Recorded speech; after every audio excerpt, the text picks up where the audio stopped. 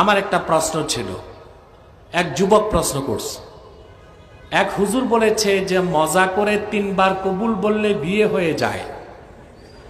এখন আমরা বিদ্যালয়ের শিক্ষকরা আমাদেরকে দিয়ে বিয়ের নাটক করিয়েছে এবং কবুলও বলেছি।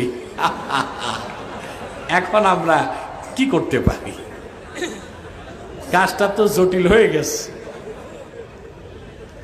দেখুন, শরীয়ত মোতাবেক বিয়ের জন্য শর্তগুলো কি?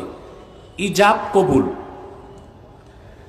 আর শাহেদাইন, 2 জন সাক্ষী, আর মোহর যেটা, এটা ফরজ না, এটা ওয়াজিব। এটা কি? ওয়াজিব।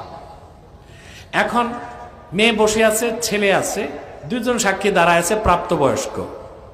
কথা বলে না? এখন ছেলে যদি মেয়েকে বলে আমি তোমাকে বিয়ে করলাম, মেয়ে যদি হাটা কিছু না করে মুস্কি হাসিও দেয়, বিয়ে হয়ে গেছে।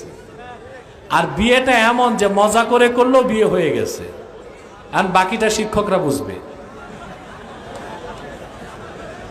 আর যদি ছেলে মেয়েকে পছন্দ করে থাকে তো ফিরি ফিরি ভালোই হয়েছে।